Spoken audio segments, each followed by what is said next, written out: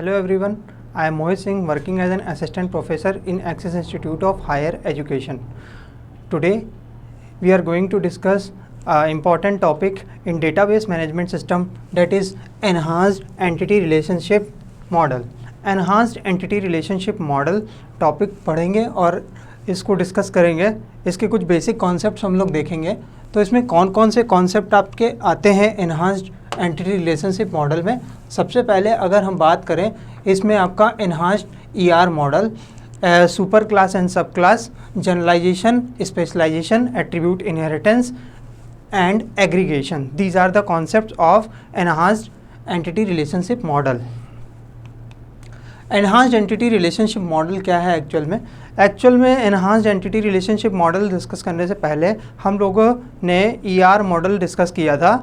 Entity relationship model, देखिए entity relationship model आपका Peter chain 1970 में दिया था और ये आपका जो मॉडल था इसी का एक्सटेंडेड वर्जन जो हम पढ़ रहे हैं वो एनहांस्ड ईआर मॉडल पढ़ रहे हैं। एनहांस्ड ईआर मॉडल जो बेसिकली है एक्सपेंडेड वर्जन है ईआर मॉडल का। यहाँ पे ये आपका डिज़ाइनिंग हाई लेवल मॉडल के लिए वर्क करता है और जो ईईआर मॉडल है इसमें बेसिक कॉन्सेप्ट आपके ईआर मॉडल के इन्वॉल्व होंगे, बट इसमें कुछ एडिशनल कॉन्सेप्ट आपके बढ़ जाते हैं, जैसे कि जनरलाइजेशन, स्पेशलाइजेशन, एग्रीगेशन, इनहेरिटेंस, ये सारे कॉन्सेप्ट्स आपके बढ़ जाते हैं। तो enhanced entity relationship model is also known as extended ER model और enhanced entity relationship model. Enhanced entity relationship model is a high level data model. It is a high level data model because it has various components of ER model and some special components in it. तो ER model high level data model है और इसमें extended version होते हैं ER model के। अगर हम बात करें यहाँ पर, अगर हम लोग बात करें कि ईईआर मॉडल के कुछ बेसिक कॉन्सेप्ट्स हैं, तो ईईआर मॉडल को हम लोग एक्सटेंडेड ईआर मॉडल भी बोलते हैं। इसमें कुछ स्पेशल कंटेंट आपके होते हैं। ईआर मॉडल के सारे कंटेंट तो होते हैं, कुछ स्पेशल आपके मॉड्यूल्स होते हैं, ठीक है। तो जैसे sub class, super class, additional concepts आपके इसमें इंट्रोड्यूस हो जाते हैं। तो super class, sub class, categories और union, generalization, specialization, attribute and relationship, inheritance and some object oriented concepts such as inheritance. So ये आपका EAR मॉडल में आपके कुछ कंटेंट्स होते हैं। इसके बाद इसमें कौन कौन से कॉन्सेप्ट्स यूज़ होते हैं बेसिकली, इसमें हमारा स्पेशलाइजेशन यूज़ होता है, इसमें हमारा जनरलाइजेशन यूज़ होता है, एट्रीब्यूट इनहेरिटेंस यूज़ होता है, एग्रीगेशन यूज़ होता है।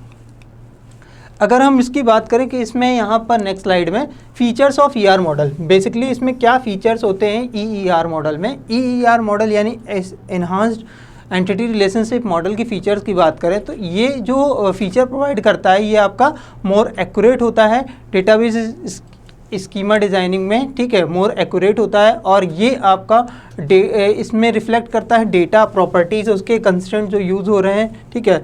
और इसमें जितने भी आपके मॉडल्स के कॉन्सेप्ट होते हैं ईआर मॉडल के तो होते ही हैं, इसमें कुछ स्पेशल टेक्निक्स आपकी यूज़ होती हैं इस डायग्रामेटिक को रिप्रेजेंट करने के लिए। यहाँ पर हम लोग basically inheritance, aggregation, specialization, generalization के कॉन्सेप्ट यूज़ करते हैं ताकि ये आपका जो मॉडल है ये इनहांस्ड मॉडल में जो ईआर मॉडल था उसी के ही एक्सटेंडेड कुछ फीचर्स हमने इसमें यूज़ किए थे। तो ये जो पीटर चेन है 1970 में, इसने इसको कुछ मॉडिफाई किया, फिर इसके बाद यहाँ पर कुछ इम्प्रूवमेंट्स किए, तो इसको ईईआर मॉडल नाम दिया गया है, ठीक है। इसको हम लोग एक्सटेंडेड ईआर मॉडल भी बोलते हैं। यहाँ बेसिकली ये जो रिप्रेजेंटेशन होता है यहाँ पर कुछ कलेक्शंस ऑफ ऑब्जेक्ट्स का आपका होता है, जिस कलेक्शन ऑफ ऑब्जेक्ट्स में आप कलेक्शन ऑफ ऑब्जेक्ट्स होते हैं जिसमें union of objects of different entities, ठीक है। Next slide. यहाँ पर डिफरेंस हम लोग देख लेते हैं क्या क्या डिफरेंस होते हैं ईआर मॉडल और ईईआर मॉडल। पहले हमने जो पढ़ा था वो ईआर मॉडल पढ़ा था, एंटिटी रिलेशनशिप मॉडल, जिसमें एंटिटी और एट्रीब्यूट्स का रिलेशनशिप होता है, और ईईआर मॉडल ये एक्सटेंडेड एंटिटी रिलेशनशिप मॉडल आपका होता है। ईआर मॉडल में सेट ऑफ एंटिटीज़, ऑब्जेक्ट्स आपके होते हैं, ठीक है, और उनके बीच में relationship. ER model collection of objects होते हैं, union of objects of different entity types. यहाँ पर डिफरेंट एंटिटी टाइप्स का कलेक्शन होता है, ठीक है, जिनका हम यूनियन करते हैं। तो यहाँ पर जितनी भी आपकी सुपर क्लासेस होंगी वो सब कंबाइन हो जाती हैं, ठीक है, और उसके बाद उससे एक सब क्लास जनरेट हो जाती है। यहाँ पर कॉन्सेप्ट स्पेशलाइजेशन और जनरलाइजेशन का एब्सेंट होता है। यहाँ पर हम लोग जनरलाइजेशन और स्पेशलाइजेशन को यूज़ करते हैं इन्हांस्ड वाले में। इसके बाद नेक्स्ट अगर हम लोग बात करें, यहाँ पर EER मॉडल आपका बेसिक मॉडल है, this is the basic model. And what about EER model? EER model आपका जिसमें आपके स्पेशल फीचर्स होते हैं, जिसमें जनरलाइजेशन, स्पेशलाइजेशन, आपके स्पेशल फीचर्स होते हैं, एग्रीगेशन, ये सारे कॉन्सेप्ट इंक्लूड होते हैं। Super class and sub class, ये आपका इंपॉर्टेंट कॉन्सेप्ट है। नेक्स्ट स्लाइड में यहाँ पर सुपर क्लास और सब क्लास की बात करें तो पहले हम लोग समझ लेते हैं सुपर क्लास क्या होती है। सुपर क्लास का मतलब होता है एक ऐसी एंटिटी जिसके अंदर बहुत सारी सब टाइप्स जुड़े होंगे। सब टाइप्स मीन सब क्लासेस जुड़ती हैं, ठीक है। तो सुपर क्लास एक क्लास होती है जिसको हम लोग पेरेंट क्लास भी बोलते हैं, ठीक है। और इसके अंदर कई सारी सब क्लासेस होती हैं, ठीक है, कैन बी क्रिएटेड। तो सब क्लासेस इनहेरिट करती हैं फीचर्स ऑफ सुपर क्लास। किसकी प्रॉपर्टीज़ को इनहेरिट करती हैं? सुपर क्लास की प्रॉपर्टीज़ को इनहेरिट करती हैं। इसको हम लोग पेरेंट क्लास या बेस क्लास भी बोलते हैं। इसको पेरेंट क्लास हम लोग बेस क्लास भी बोल सकते हैं। यहाँ पर सुपर क्लास आपकी जनरल एंटिटी बोलेंगे, सुपर क्लास जनरल एंटिटी है। फिर इसको सर्वर वेरियस लेवल एंटिटीज़ में हम लोग डिवाइड करते हैं, जिसको हम लोग बोलते हैं सब क्लासेस। तो सब क्लास क्या है एक्चुअल में? अब हम लोग सब क्लास का कॉन्सेप्ट देख लेते हैं। सब क्लास ग्रुप ऑफ एंटिटीज़ हैं जिसमें कुछ आपके यूनिक एट्रीब्यूट्स होते हैं, ठीक है, यूनिक एट्रीब्यूट्स होते हैं, ठीक है। लेकिन ये मेंबर होता है आपका सुपर क्लास का। ये मेंबर किसका है? सुपर क्लास का। यहाँ पर सब class inherit the property of super class, ठीक है। तो सब क्लास किसकी प्रॉपर्टी को इनहेरिट करेगा, किसके एट्रीब्यूट्स को इनहेरिट करेगा? सुपर क्लास, क्योंकि सुपर क्लास आपका पेरेंट क्लास है और सब क्लास आपका चाइल्ड क्लास है। This is the derived class. तो सब class is derived from super class. Diagram में समझ लेते हैं। यहाँ पर हम देख रहे हैं कि आपका जो शेप है ये आपका सुपर क्लास है, this is the super class, ये आपका सुपर क्लास है। और यहाँ पर देख रहे होंगे कि ये आपका सब क्लासेस है। ये सारी आपके सब क्लासेस हैं। इसमें कौन कौन से सब क्लासेस हमने ले रखी हैं? इसमें हमने 3 मेन सब क्लासेस ले रखी है, स्क्वायर, सर्किल एंड ट्रायंगल। तो ये सारी सब क्लासेस हैं। तो ये किससे डिराइव हुई हैं? शेप से। तो जनरली हम देख लेते हैं कि शेप जो होती हैं, shape can be square, shape can be circle, shape can be triangle, ठीक है। तो ये सुपर एंड सब क्लास का रिलेशनशिप। यहाँ पर नेक्स्ट स्लाइड में हम लोग देख लेते हैं जनरलाइजेशन क्या होता है। सबसे पहले जनरलाइजेशन को हम लोग समझ लेते हैं।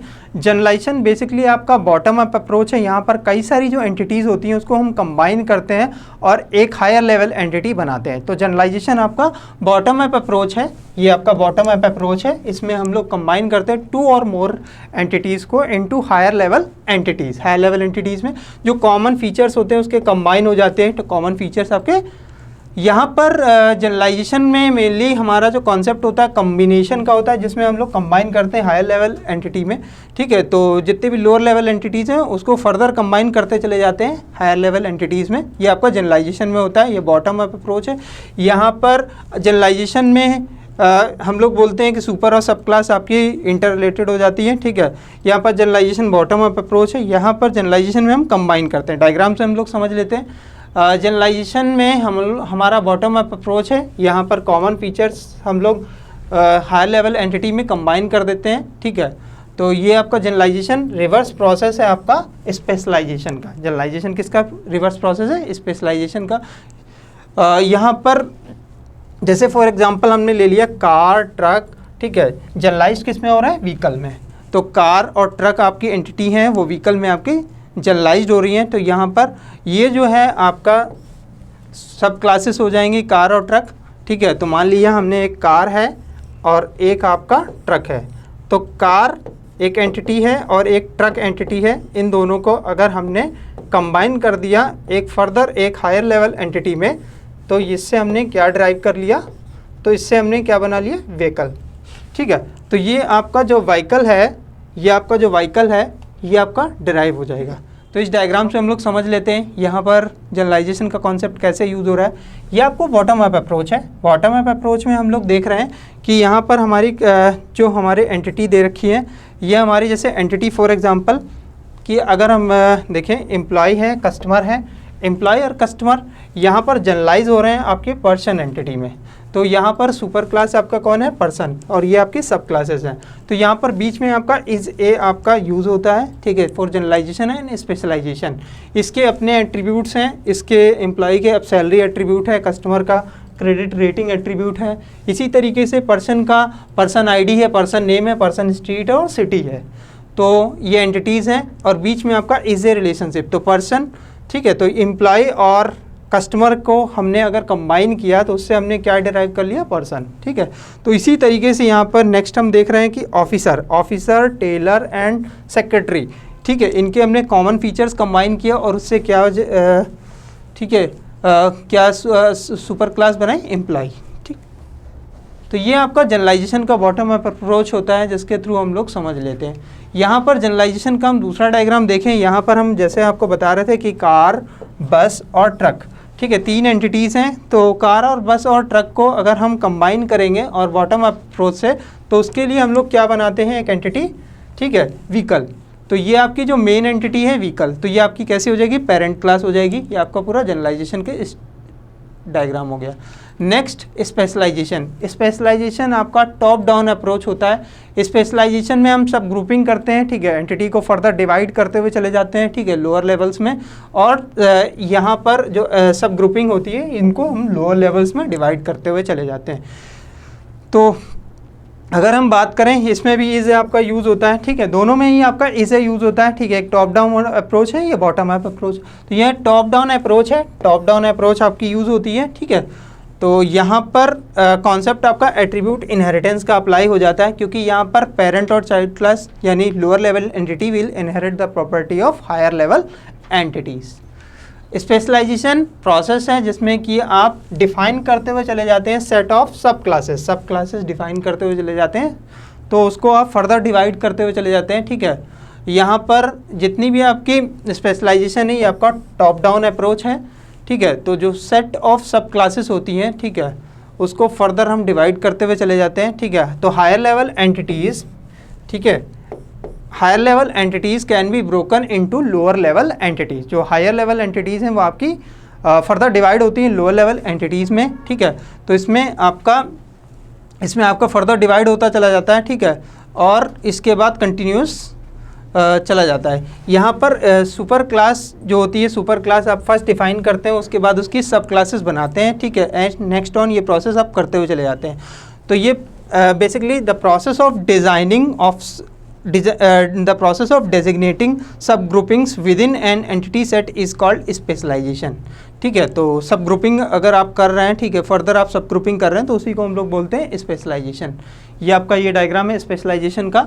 यहाँ पर हम देख रहे हैं कि पर्सन को अगर हम फर्दर डिवाइड करते हैं, ठीक है, इनटू लोअर लेवल एंटिटीज़, तो एक हो सकती है एम्प्लॉय, एक हो सकती है कस्टमर। तो यहाँ पर हम क्या कर रहे हैं, टॉप डाउन अप्रोच है, ठीक है। तो पर्सन के भी आपके एट्रीब्यूट्स हैं, जैसे आपका phone number, name and address, ठीक है, और इसके एम्प्लॉय के भी आपके हैं एम्प्लॉय आईडी, सैलरी। कस्टमर के भी आपके अपने कस्टमर एंटिटी के भी एट्रीब्यूट्स हैं, credit, customer ID and email. तो यहाँ पर्सन को हम फर्दर डिवाइड कर रहे हैं। तो ये हायर लेवल एंटिटी को हम लोग ब्रेक कर रहे हैं किसमें, into sub lower level entities. तो these are the sub classes and this is the super class, ठीक है, बेस क्लास आपकी है। डिफरेंस क्या होता है दोनों के बीच में, जनरलाइजेशन और स्पेशलाइजेशन का डिफरेंस अगर हम लोग समझें, तो यहाँ पर मेनली आपका जो जनरलाइजेशन है वो आपका अपवर्ड चलता है, तो ये आपका बॉटम अप अप्रोच है, ठीक है। तो ये आप स्पेशलाइजेशन को अगर हम देखें तो ये आपका टॉप डाउन अप्रोच है, क्योंकि ये इसके बाद जनरलाइजेशन के फंक्शन को अगर हम देखें तो जनरलाइजेशन के फंक्शन में कॉमन फीचर्स हम एंटिटी के कॉमन फीचर्स हम लोग ज्वाइन करते हैं, ठीक है, मल्टीपल एंटिटीज़ के, और उससे आपकी न्यू एंटिटी आपकी फॉर्म करते हैं। और स्पेशलाइजेशन में क्या होता है, स्पेशलाइजेशन में हम specialization an entity to form multiple new entities that inherit the same features by splitting the entity. यहाँ पर एंटिटी को हम स्प्लिट करते हैं, ठीक है, ब्रेक करते हैं फर्दर। नेक्स्ट हम लोग देख लेते हैं, यहाँ पर higher level entity must be lower level entity, ठीक है, और यहाँ पर higher level entity may not be lower level entity. ये आपका एंटिटीज़ का हो गया पॉइंट। और साइज़ की अगर बात करें तो जनरलाइजेशन में साइज़ रिड्यूस हो जाता है आपका, ठीक ठीक है, और स्पेशलाइजेशन में साइज आपका इंक्रीज हो जाएगा ऑब्वियसली, ठीक है, क्योंकि जनरलाइजेशन हम क्या कर रहे हैं, रिड्यूस कर रहे हैं साइज़ को, है ना, कम कर रहे हैं, ठीक है, और स्पेशलाइजेशन में हम क्या कर रहे हैं, टॉप डाउन जा रहे हैं तो हम बढ़ा रहे हैं साइज़ को। जनरलाइजेशन में हम क्या करते हैं, एंटिटीज़, ठीक है, जनरलाइजेशन में एंटिटीज़ की ग्रुपिंग कर देते हैं, ठीक है, ग्रुप कर देते हैं। यहाँ पर हम क्या करते हैं स्पेशलाइजेशन में, ठीक है, अप्लाइड ऑन सिंगल एंटिटी, ठीक है। जनरलाइजेशन में हम लोग एक सिंगल एंटिटी होती है, उससे कि आपकी मल्टीपल एंटिटीज़ आपकी फॉर्म हो जाती है, ठीक है। तो ये आपके डिफरेंसेस हो गए। नेक्स्ट अगर हम देखें एट्रीब्यूट इनहेरिटेंस का कॉन्सेप्ट, एट्रीब्यूट इनहेरिटेंस का कॉन्सेप्ट अगर हम देखें तो बेसिकली इनहेरिटेंस मतलब होता है कि आपके जितने भी फीचर्स होंगे वो इनहेरिट हो जाएंगे, ठीक है। तो यहाँ पर जो एट्रीब्यूट्स होंगे, ठीक है, जो रिलेशनशिप के एट्रीब्यूट्स होंगे, ठीक है, वो सारे इनहेरिट हो जाते हैं। तो यहाँ पर लोअर लेवल एंटिटी किसके फीचर्स को इनहेरिट करती है, हायर लेवल एंटिटीज़ की। तो लोअर लेवल एंटिटीज़, ठीक है, to inherit all the attributes of higher level entities, higher level entities के फीचर्स को इनहेरिट करेगी।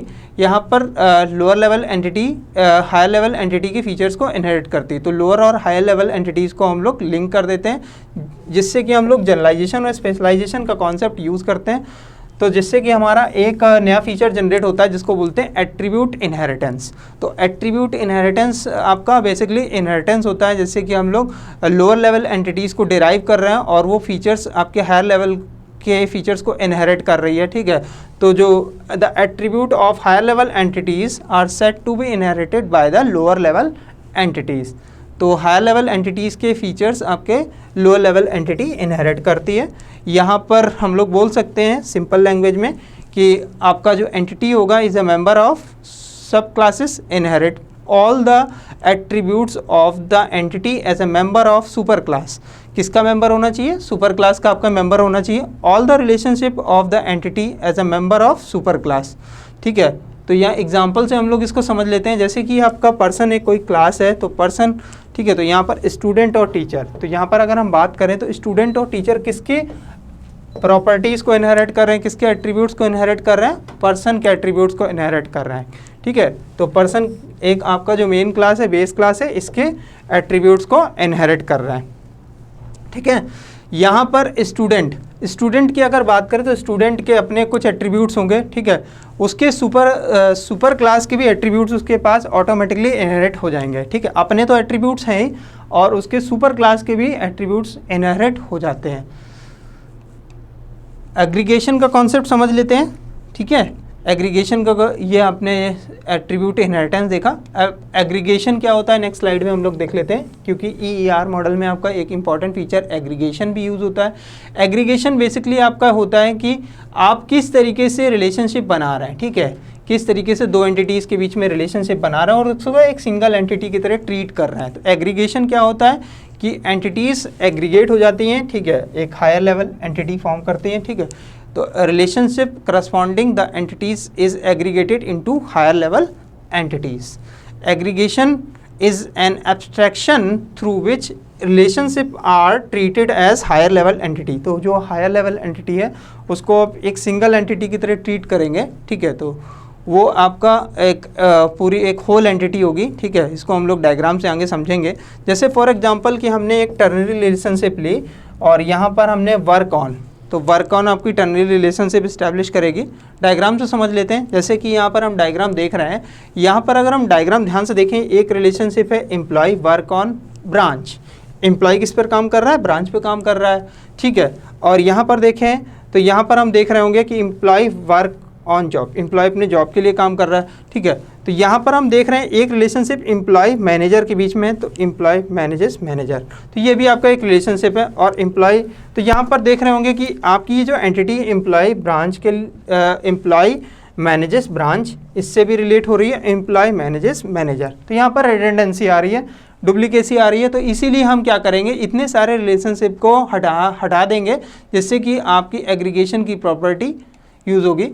तो यहाँ पर हम लोग क्या करेंगे, रिडंडेंसी जो होगी आपकी उसको रिमूव आउट कर देंगे, ठीक है, जिससे कि आपकी जो एक सिंगल एंटिटी की तरह ट्रीट होगी, एब्स्ट्रैक्ट एंटिटी की तरह ट्रीट होगी, ठीक है। तो उसके लिए हमें एक सिंगल रिलेशनशिप यूज़ करते हैं, ठीक है, एब्स्ट्रैक्ट एंटिटी।